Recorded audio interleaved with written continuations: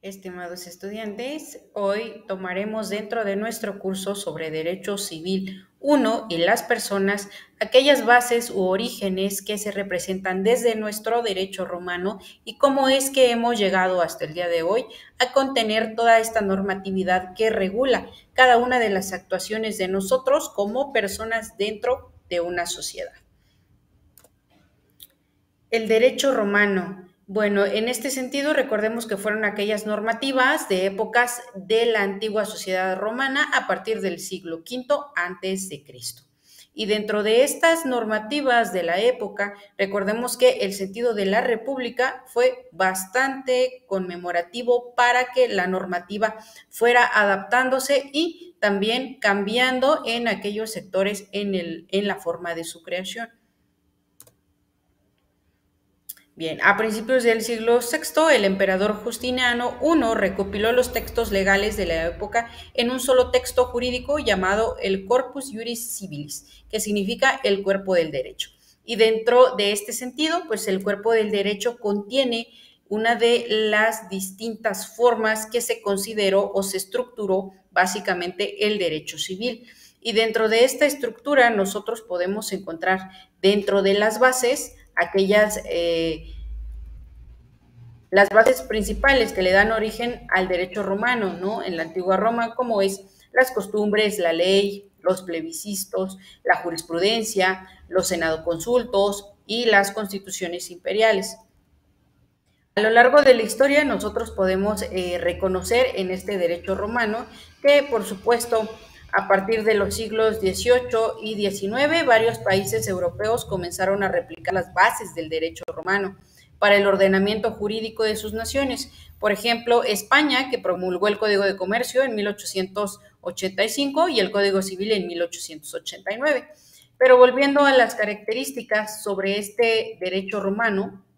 nosotros podemos encontrar que precisamente en la representación de esta imagen, dentro de sus características del derecho romano, existía, ¿no?, que establecer las normas que imponen los deberes sociales y establecen las bases de la convivencia de la población, reflejar también importantes cambios del orden jurídico de la antigua Roma y ser el antecedente de la división de poderes y del derecho civil de la actualidad.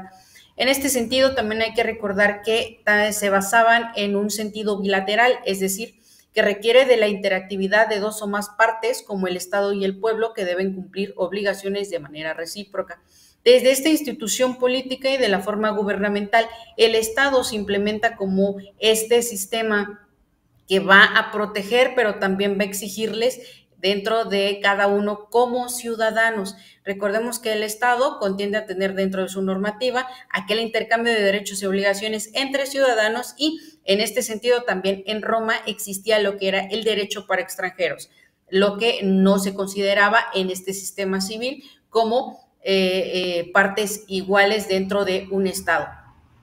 Otra característica era no reconocer el derecho de igualdad para toda la población, ya que seguía considerando a los esclavos como propiedad de la nobleza. Este sentido de esclavitud, pues, no únicamente se mantenía en Roma, sino que también en varios sistemas políticos de toda Europa fue desempeñado el sistema sobre la esclavitud.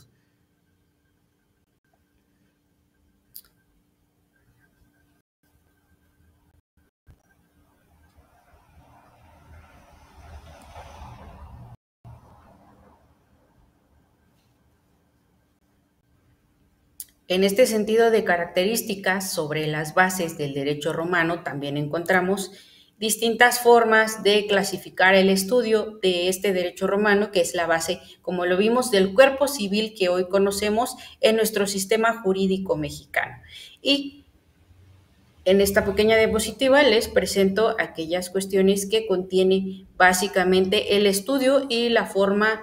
de las épocas que fueron divididas. El inciso A, por supuesto, lo encontramos en aquellas cuestiones reconocidas como parte del derecho antiguo. El inciso B tenemos como el derecho clásico. Y tanto en este inciso como en la parte del derecho antiguo como en el derecho clásico vamos a tener ciertas características que señalan cada una de ellas. En la primera, pues, por las normadas bases en costumbres y que fueron plasmadas en la ley de las 12 tablas, que estaba dirigida a la población y resultaba un orden jurídico rígido y severo. Es decir, en este sentido era estrictamente descrito cómo se encontraba lo que deberías hacer, lo que no deberías hacer, lo que podías y no podías hacer. Y eso también dependía de qué tipo de lugar o qué tipo de rol jugabas en ese entonces dentro de la sociedad romana.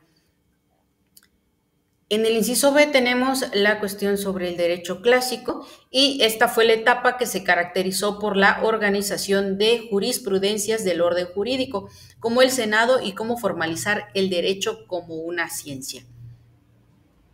Recordemos que formalizar el derecho como una ciencia no es únicamente en el hecho de crear normativas o crear leyes por mero impulso, sino que esta necesidad de la sociedad es plasmada dentro del proceso de creación de ley, estudiando cuáles pueden ser las consecuencias y las formas de aplicabilidad, también poniendo en cuenta la parte del sistema político, el sistema de impartición de justicia, es decir, ya estaríamos hablando también de cuestiones de competencia y de jurisdicción para que dentro de esta normativa, pues del derecho clásico, hubiera una aplicación o una distinción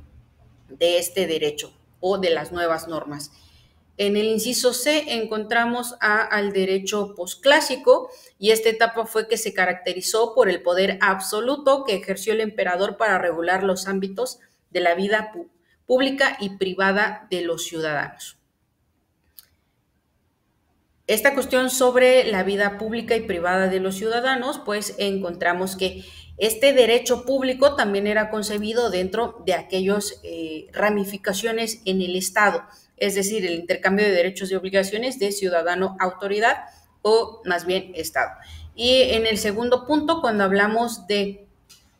esta cuestión posclásica y sobre la vida privada de los ciudadanos, es importante que recordemos que la vida privada de los ciudadanos pues tendrá que ver con aquellos negocios jurídicos, sus bienes, el sistema de sucesiones, su estado civil y aquellos grados de parentesco que van a influir en cada una de esas decisiones. Y al final tenemos el inciso D, que es el derecho justiniano, donde fue la etapa que se caracterizó por una reforma legislativa que permitió recopilar las normas y leyes vigentes de manera formal y codificada en un solo texto. Y bueno, esta recopilación nos da a nosotros la posibilidad de que podamos encontrar ahora sí esta codificación, es decir, nuestra lista de normas en un solo código y en este caso correspondiente a la materia civil. Me gustaría compartirles que en este sentido de las etapas del estudio de nuestro derecho romano y las bases que corresponden a nuestro derecho civil, habían varios principios generales del derecho que por supuesto funcionaban en aquellos juicios o en aquellos procesos que ya se representaban ante autoridad competente de acuerdo a los intereses, es decir, aquel interés legítimo que era considerado y reconocido en aquellas personas físicas. O bien, dentro de estas personas también se les reconocía qué tanta capacidad jurídica es con la que contaban para representar sus derechos, exigir sus derechos o exigir el cumplimiento de obligaciones. Y el derecho siempre se adaptó a las necesidades de la sociedad, es decir, desde nuestro sistema romano, como también ahora de forma contemporánea iremos estudiando aquellas modificaciones y aquellas secciones en las que nuestra ley ha tenido diferentes reformas en materia civil, porque todo esto tiene que ver con las personas y nosotros como ciudadanos formamos parte esencial de donde recae la normativa y cómo influye en nuestra vida diaria. Les quiero presentar 3 principios generales del derecho de esta época sobre qué nos enseña nuestro derecho romano, ¿no? Honeste viviré es vivir honestamente, consiste en un precepto moral y jurídico. Recordemos que la parte del derecho civil también tiene que ver con esta cuestión. De los preceptos morales entenderemos lo que también se contiene dentro de este derecho o lo que podría perjudicar, es decir, un daño moral, o en el mismo, en su defecto, podemos encontrar aquellos preceptos que son considerados en nuestro derecho civil como las buenas costumbres. Siguiente principio, encontrado como el alterum non laedere, no dañar al otro, el que daña a los demás lesiona sus derechos y queda expuesto a una sanción. Por supuesto, no olvidemos esa parte de la responsabilidad civil que podemos contener en el incumplimiento de obligaciones o bien en un acto que se considere ilícito. Siguiente es el sum quique tribuere. Dar a cada quien lo suyo consiste en cumplir la ley, los contratos, los pactos y reconocer el derecho de lo ajeno. Cada obligación ya la iremos entendiendo dentro de nuestra materia doctrinaria y legal, que en este principio sobre cómo se obligan las personas dentro de cualquier tipo de negocio jurídico. Acá hace mención sobre la ley, los contratos, podríamos hablar también de algunos convenios o actos u hechos jurídicos que se presenten y nos conlleve a una responsabilidad civil.